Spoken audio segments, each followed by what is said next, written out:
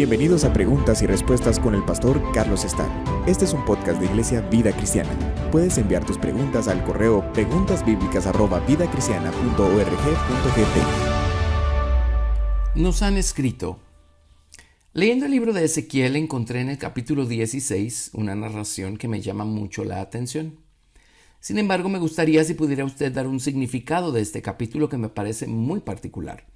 Pareciera un esposo celoso recriminando y reclamando a su amada. Efectivamente, el esposo celoso es Dios y la amada no es otra más que la ciudad de Jerusalén y la nación de Israel en general. Ezequiel 16 es un capítulo tremendo. Leámoslo y comentemos a medida que vamos progresando en la lectura de Ezequiel capítulo 16.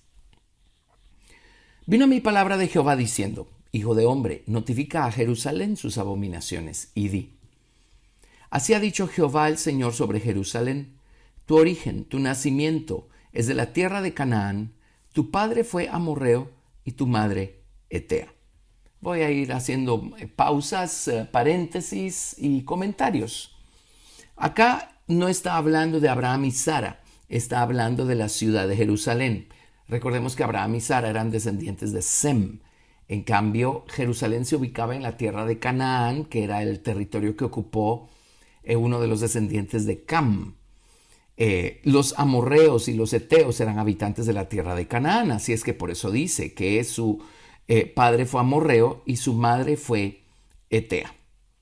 Sigo leyendo. En cuanto a tu nacimiento, el día que naciste no fue cortado tu ombligo, ni fuiste lavada con aguas para limpiarte, ni salada con sal, ni fuiste envuelta con fajas. No hubo ojo que se compadeciese de ti para hacerte algo de esto, teniendo de ti misericordia, sino que fuiste arrojada sobre la faz del campo con menosprecio de tu vida en el día que naciste. Y yo pasé junto a ti y te vi sucia en tus sangres. Cuando estabas en tus sangres te dije, vive. Sí, te dije cuando estabas en tus sangres, vive. Te hice multiplicar como la hierba del campo y creciste y te hiciste grande y llegaste a ser muy hermosa. Tus pechos se habían formado y tu pelo había crecido, pero estabas desnuda y descubierta. Bueno, en primer lugar, la ciudad de Jerusalén es importante porque es el lugar que Dios eligió para poner allí su nombre. Cuando Dios sacó a los israelitas de Egipto y les empezó a dar instrucciones de qué debían hacer una vez conquistaran la tierra prometida, Dios les dijo: en el lugar que yo escogiere para poner allí mi nombre, allí llevarán mis ofrendas. Nunca les dijo cuál era el lugar hasta que entraron a la tierra de Canaán. Y no fue en tiempos de Josué que los israelitas poseyeron Jerusalén. Fue mucho más adelante. En los primeros capítulos de los Jueces vemos cómo Judá, con la ayuda de Simeón, poseyó el terreno alrededor de Jerusalén, y finalmente la ciudad de Jerusalén, que todavía estaba en poder de los jebuseos, fue conquistada por el rey David. A David se le debe haber conquistado la ciudad de Jerusalén. Y hasta aquí Jerusalén era tal y como se describe aquí de manera alegórica. Era un bebé que nació al cual nadie le hizo mucho caso, no le pusieron mucha atención, no lo atendieron, no lo cuidaron. Un lugar aparentemente insignificante. Pero Dios puso sus ojos sobre ese lugar, es más, Dios puso su nombre en ese lugar. Y entonces Dios empezó a levantar la ciudad de Jerusalén. Esto es a partir de los tiempos de David, cuando David convirtió a Jerusalén en su casa. En el monte de Sión hizo David su casa y puso allí el arca de Dios. Y él hizo los planes y recogió todo el material necesario para que luego en tiempos de Salomón, una generación después, se edificara el templo en el monte de Moria. Así es que allí fue donde la ciudad de Jerusalén se volvió prominente.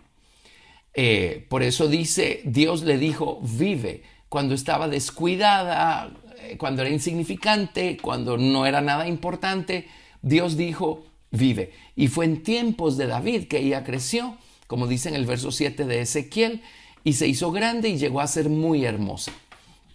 Cuando dice tus pechos se habían formado, tu pelo había crecido, está hablando acerca de madurez, crecimiento físico, en cuanto a la capacidad para nutrir, para alimentar. Y el pelo o el cabello habla de sumisión, habla de sujeción a la soberanía de Dios. Así es que todo eso ocurrió en tiempos de David. Ahora, regresa la narrativa otra vez a días anteriores a David en el verso 8. Dice: y pasé yo otra vez junto a ti y te miré, y he aquí que tu tiempo era tiempo de amores. Y extendí mi manto sobre ti y cubrí tu desnudez. Y te di juramento y entré en pacto contigo, dice Jehová el Señor, y fuiste mía. Ahora, cierto, el tema acá es la ciudad de Jerusalén. Pero ahora, a partir del verso 8, el Señor está hablando de Israel, del pueblo de Israel, de la nación de Israel. Dios encontró a la nación de Israel en Egipto, y Dios sacó a la nación de Israel de Egipto y se la llevó al monte de Sinaí. Y es allí donde Dios entró en pacto con la nación de Israel. Fue en el monte de Sinaí, cuando el Señor le dio su ley moral. En otras palabras, el Señor le presentó las condiciones o los votos matrimoniales a la nación de Israel. Todo esto fue en Sinaí y fue allí que Dios entró en pacto con la nación de Israel. Sigo leyendo, verso 9, dice: te lavé con agua y lavé tus sangres de encima de ti, te ungí con aceite y te vestí de bordado, te calcé de tejón, te ceñí de lino y te cubrí de seda. Te atavié con adornos y puse brazaletes en tus brazos y collar en tu cuello.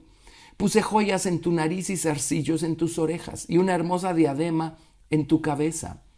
Así fuiste adornada de oro y de plata, y tu vestido era de lino fino, seda y bordado. Comiste flor de harina de trigo, miel y aceite, y fuiste hermoseada en extremo. Prosperaste hasta llegar a reinar.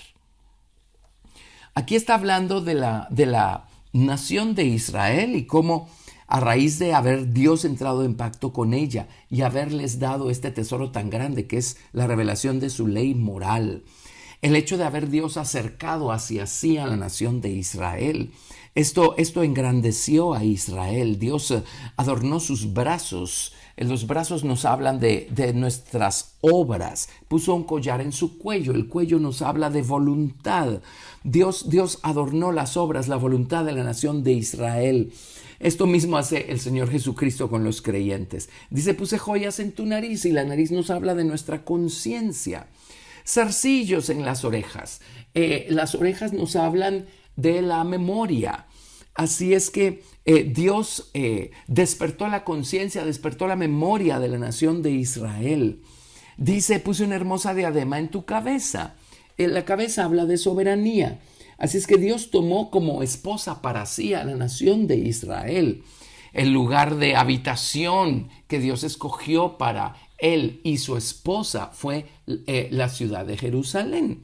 Así es que Dios la adornó como a una esposa. Dios les confió su palabra. Dios les dio su gloria. Dios los engrandeció. La ciudad de Jerusalén cobró importancia en tiempos de David, pero su renombre salió a todas las naciones en tiempos de Salomón. Dios engrandeció a Salomón de tal manera que sabemos que llegaban personas de lejos a oír la sabiduría de Salomón y a ver el esplendor, a ver la gloria de su reino. De esa cuenta subió la reina de Sabá desde Etiopía, solo para ver con sus propios ojos lo que había oído que se decía de este glorioso reino de Israel y de su rey, el rey Salomón. Así es que sigo leyendo, dice: así fuiste adornada de oro y de plata, y tu vestido era de lino fino, seda y bordado. Comiste flor de harina de trigo, miel y aceite, fuiste hermoseada en extremo. Prosperaste hasta llegar a reinar. Y salió tu renombre entre las naciones a causa de tu hermosura, porque era perfecta, a causa de mi hermosura que yo puse sobre ti, dice Jehová el Señor. Y recordemos que en tiempos de Salomón fue edificado el templo.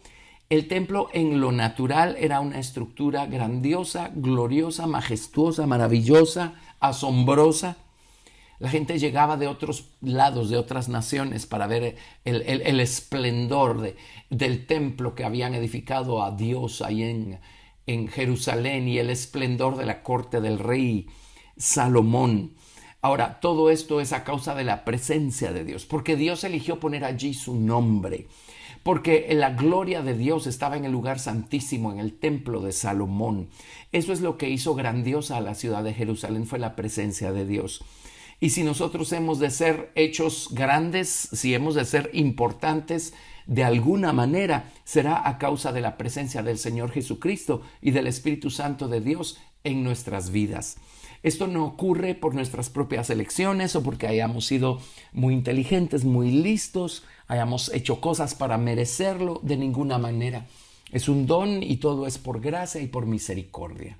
La intención de Dios fue que la ciudad de Jerusalén y la nación de Israel fuera un faro de luz que alumbrara a todas las naciones de alrededor con la luz de la verdad, y que las naciones de alrededor llegaran al conocimiento de Jehová, el Dios de Israel, a través del testimonio y de las experiencias y de la vida que debiera vivir Israel, una vida moralmente recta, una vida que reflejara su relación con Dios, la presencia de Dios en medio de ellos y la voluntad de Dios, ¿verdad? Pero miren lo que pasa. Ezequiel 16, verso 15. Pero confiaste en tu hermosura y te prostituiste a causa de tu renombre y derramaste tus fornicaciones a cuantos pasaron. Suya eras.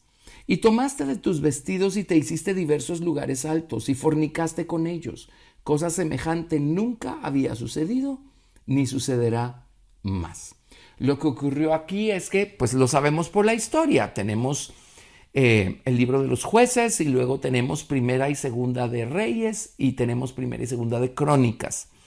Y sabemos que los israelitas empezaron a mezclarse con los habitantes de la tierra de Canaán, a quienes nunca echaron de su presencia, y empezaron a adorar a los dioses de los cananeos y a practicar esa adoración a estos dioses paganos.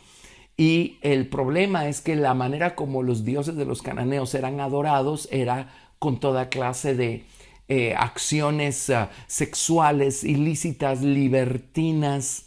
Se practicaba lo que se llama la prostitución idolátrica. Los dioses, básicamente los dos más importantes de los cananeos, eran Baal y Asera.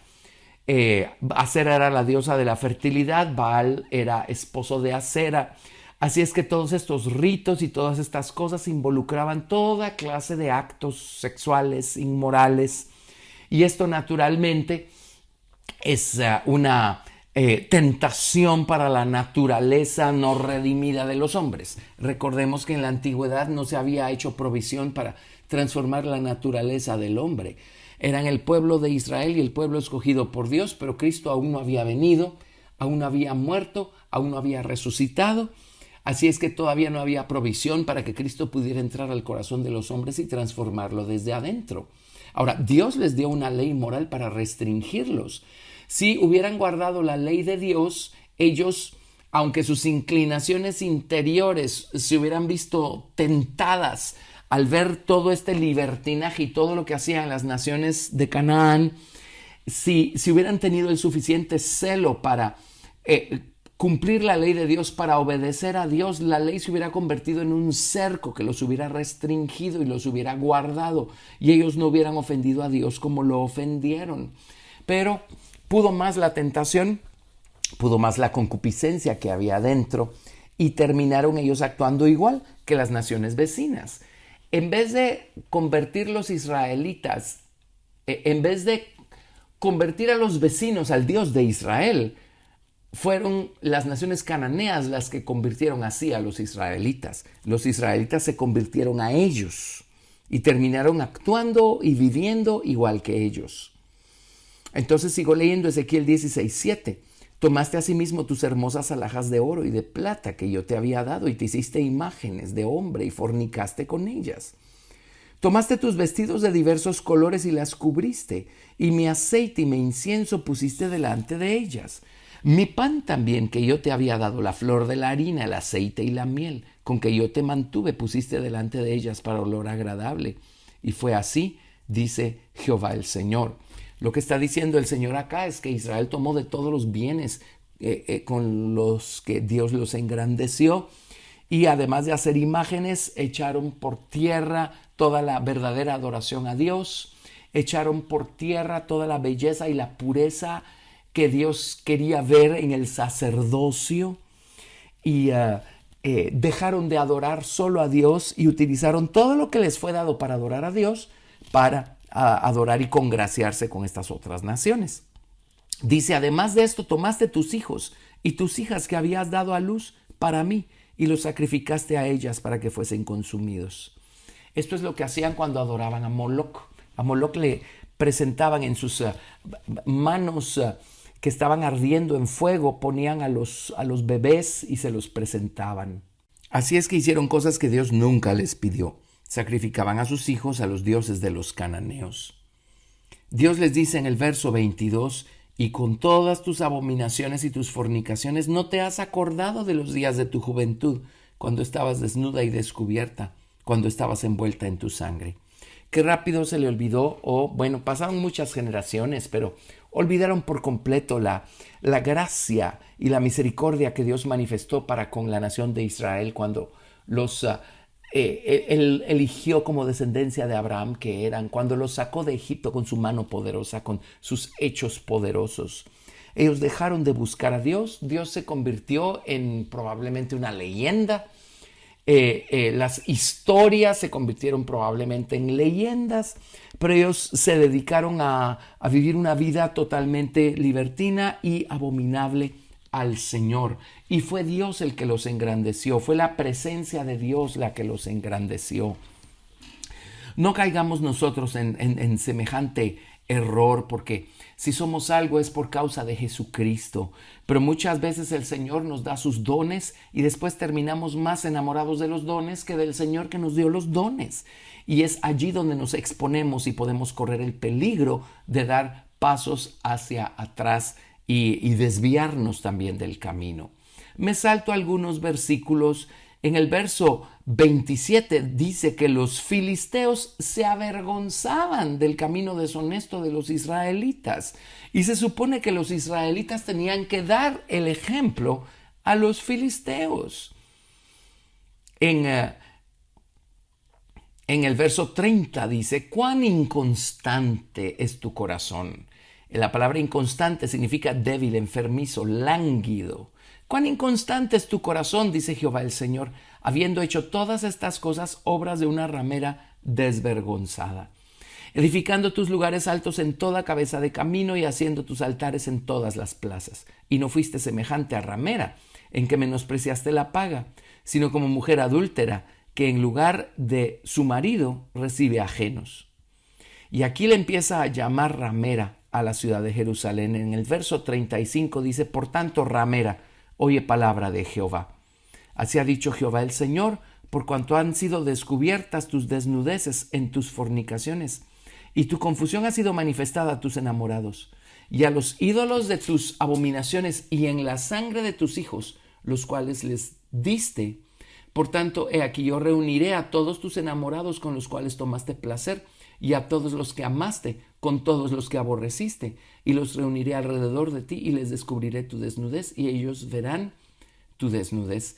Y yo te juzgaré por las leyes de las adúlteras y de las que derraman sangre, y traeré sobre ti sangre de ira y de celos, y te entregaré en manos de ellos, y destruirán tus lugares altos, y derribarán tus altares, y te despojarán de tus ropas. Se llevarán tus hermosas alhajas, y te dejarán desnuda y descubierta. Y harán subir contra ti muchedumbre de gente, y te apedrearán, y te atravesarán con sus espadas. Quemarán tus casas a fuego, y harán en ti juicios en presencia de muchas mujeres. Y así haré que dejes de ser ramera, y que ceses de prodigar tus dones. Esto es tremendo. Ezequiel capítulo 16 resume todo lo que vemos descrito con lujo de detalles en el libro de los jueces, en el libro de Primera y Segunda de Reyes, en el libro de Primera y Segunda de Crónicas. Pero el dictamen que Dios estableció, el veredicto que Dios dio para Israel es que, puesto que se portó como una ramera o como una adúltera, necesitaba ser apedreada, porque eso decía la ley de Moisés. Así es que esa es la razón por la que Dios mandó a los caldeos, mandó a Nabucodonosor y a sus ejércitos, e hicieron trizas la ciudad de Jerusalén, y se llevaron cautivos a los israelitas a Babilonia por un periodo de 70 años. Dios dice cosas tremendas. Verso 46 dice: y tu hermana mayor es Samaria, ella y sus hijas que habitan al norte de ti. Tu hermana menor es Sodoma, con tus hijas, la cual habita al sur de ti. Ni aún anduviste en sus caminos, ni hiciste según sus abominaciones. Antes, como si esto fuera poco y muy poco, te corrompiste más que ellas en todos tus caminos. Vivo yo, dice Jehová, que Sodoma tu hermana y sus hijas no han hecho como hiciste tú y tus hijas. He aquí que esta fue la maldad de Sodoma tu hermana: soberbia, saciedad de pan y abundancia de ociosidad tuvieron ella y sus hijas, y no fortaleció la mano del afligido y del menesteroso, y se llenaron de soberbia e hicieron abominación. Y luego de Samaria dice: Samaria no cometió ni la mitad de tus pecados. Y recordemos que Samaria fue destruida por los asirios como 140 años antes que Jerusalén fuera destruida por los caldeos. Así es que Dios aquí le llama a Jerusalén, le llama ramera y le llama Sodoma. Esto es muy importante porque en el libro de Apocalipsis el Señor menciona a la gran ramera y hay mucha especulación en cuanto a esto. Y hablando explícitamente, hay muchas personas que creen que se refiere a la ciudad de Roma y se refiere pues a la iglesia que tiene su sede en la ciudad de Roma. Pero si vamos a respetar el hecho que la Biblia se explica con la Biblia, a la única ciudad que en la Biblia se le llama ramera es a la ciudad de Jerusalén. Y es precisamente allí donde se va a sentar el anticristo a reinar por 3 años y medio sobre la tierra.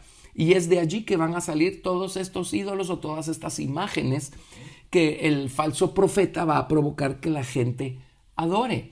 Y todas las naciones de la tierra van a fornicar con la ciudad de Jerusalén porque va a ser el trono del anticristo. Así es que esa gran ramera es Jerusalén. En el mismo libro de Apocalipsis, a esta gran ciudad le llama Sodoma y Egipto y dice: en donde también crucificaron a nuestro Señor. A Jesús no lo crucificaron en Roma, lo crucificaron en Jerusalén. Así es que esto nos ayuda a entender muchas cosas, a entenderlas bien. Bueno, pero en Ezequiel capítulo 16, verso 60, después que el Señor describe el estado moral y espiritual en el que cayó la ciudad de Jerusalén, imagínense ustedes el lugar donde estaba el templo, el estrado de los pies de Dios, el lugar donde estaba la gloria de Dios, gente que Dios mismo estableció y engrandeció para convertirse en un testimonio de la belleza y de la verdad de Dios a todas las demás naciones. Y miren cómo terminaron. Tremendo. Esa es la razón por la que ellos fueron humillados y destruidos por los caldeos. Y pues nunca se volvieron a levantar como en los días anteriores a que esto sucediera. Pero en Ezequiel 16:60 dice algo tremendo. Antes yo tendré memoria de mi pacto que concerté contigo en los días de tu juventud y estableceré contigo un pacto sempiterno. A Dios no se le ha olvidado que él hizo un pacto con Abraham y su descendencia para siempre. Dice: y te acordarás de tus caminos y te avergonzarás cuando recibas a tus hermanas, las mayores que tú y las menores que tú, las cuales yo te daré por hijas, mas no por tu pacto, sino por mi pacto que yo confirmaré contigo, y sabrás que yo soy Jehová, para que te acuerdes y te avergüences y nunca más abras la boca a causa de tu vergüenza, cuando yo perdone todo lo que hiciste, dice Jehová el Señor. Y eso viene en el futuro. Al Señor no se le ha olvidado el pacto que hizo con la descendencia de Abraham, y al Señor no se le ha olvidado la razón por la que fue exaltada y levantada la ciudad de Jerusalén. Así es que cuando haya entrado la plenitud de los gentiles, el Señor se va a volcar otra vez a trabajar con el corazón de su pueblo. Por supuesto, van a tener que atravesar por una gran tribulación, pero es gracias a que Dios va a tratar con ellos y con toda la tierra de esta manera tan drástica que ellos se van a volver a Dios. Esto lo vemos nosotros descrito en el libro de Zacarías. En el libro de Zacarías leemos lo siguiente, a partir del capítulo 12, verso 10. Cuando Jesucristo venga en su segunda venida a destruir al anticristo y a sus ejércitos y a establecer su reino, dice Zacarías 12:10, y derramaré sobre la casa de David y sobre los moradores de Jerusalén espíritu de gracia y de oración, y mirarán a mí, a quien traspasaron, y llorarán como se llora por el hijo unigénito, afligiéndose por él como quien se aflige por el primogénito. En aquel día habrá gran llanto en Jerusalén, como el llanto de Hadad Rimón en el valle de Megiddo, y la tierra lamentará, cada linaje aparte, los descendientes de la casa de David por sí y sus mujeres por sí, los descendientes de la casa de Natán por sí y sus mujeres por sí, los descendientes de la casa de Leví por sí y sus mujeres por sí, los descendientes de Simei por sí y sus mujeres por sí, todos los otros linajes, cada uno por sí y sus mujeres por sí. En aquel tiempo habrá un manantial abierto para la casa de David y para los habitantes de Jerusalén, para la purificación del pecado y de la inmundicia. Así es que aquí se nos profetiza el día en el que Dios va a limpiar el pecado de Jerusalén, de Israel, y Jesús va a ser su Dios. Ya lo había dicho más adelante en Zacarías 12:6, al final dice, y Jerusalén será otra vez habitada en su lugar, en Jerusalén. Y leemos cosas conmovedoras. En Zacarías 13:6 dice, y le preguntarán, ¿qué heridas son estas en tus manos? Y él responderá, con ellas fui herido en casa de mis amigos. Y esto es cuando Jesús se manifieste y sepan que Jesús es Dios. En Zacarías 13:8 leemos, y acontecerá en toda la tierra, dice Jehová, que las 2/3 partes serán cortadas de ella. Y se perderán, mas la tercera quedará en ella. Y meteré en el fuego a la tercera parte, y los fundiré como se funde la plata, y los probaré como se prueba el oro. Él invocará mi nombre, y yo le oiré, y diré, pueblo mío. Y él dirá, Jehová es mi Dios. Así es que el Señor Jesucristo va a venir a reinar sobre Jerusalén, y Jerusalén va a finalmente ser lo que Dios quiso que fuera desde el principio. El apóstol Pablo en el libro de Romanos nos habla también acerca de cómo cuando haya entrado la plenitud de los gentiles, cuando Dios haya terminado de trabajar con las naciones gentiles en este periodo de la gracia, Dios va a volcarse a trabajar otra vez con Israel y va a llevarlos a hacer finalmente lo que su intención fue desde el principio que fueran. En el libro de Romanos capítulo 11, verso 25 dice, porque no quiero, hermanos, que ignoréis este misterio, para que vosotros no seáis arrogantes en cuanto a vosotros mismos, que ha acontecido a Israel endurecimiento en parte, hasta que haya entrado la plenitud de los gentiles. Y luego todo Israel será salvo, como está escrito. Vendrá de Sión el libertador que apartará de Jacob la impiedad, y este será mi pacto con ellos cuando yo quite sus pecados. Así que en cuanto al evangelio son enemigos por causa de vosotros, pero en cuanto a la elección son amados por causa de los padres, porque irrevocables son los dones y el llamamiento de Dios. Pues como vosotros también en otro tiempo erais desobedientes a Dios, pero ahora habéis alcanzado misericordia por la desobediencia de ellos, así también estos ahora han sido desobedientes, para que por la misericordia concedida a vosotros, ellos también alcancen misericordia. Porque Dios sujetó a todos en desobediencia para tener misericordia de todos. Oh profundidad de las riquezas de la sabiduría de la ciencia de Dios. Cuán insondables son sus juicios e inescrutables sus caminos. Así es que qué tremenda la manera como Dios opera y qué tremendos son los planes de Dios. En Romanos 11, versículo 11, dice Pablo, han tropezado los de Israel para que cayesen en ninguna manera, pero por su transgresión vino la salvación a los gentiles, para provocarles a celos. Y si su transgresión es la riqueza del mundo y su defección la riqueza de los gentiles, ¿cuánto más su plena restauración? Y más adelante en el verso 15 dice, porque si su exclusión es la reconciliación del mundo, ¿qué será su admisión? Sino vida, de entre los muertos. Si las primicias son santas, también lo es la masa restante, y si la raíz es santa, también lo son las ramas. Así es que qué tremendo cuando sea el día en el que Dios restaure a la nación de Israel a su gloria original o a la que fue la intención de Dios. Pero esto será por medio de Jesucristo, después de una gran tribulación, cuando Jesucristo se manifieste abiertamente y ellos reconozcan en Jesucristo al Mesías. Gracias por escuchar Preguntas y Respuestas con el pastor Carlos Estal. Si deseas participar, recuerda enviar tu pregunta al correo preguntasbiblicas@vidacristiana.org.gt y no te pierdas el siguiente episodio porque tu pregunta puede ser la siguiente a responder.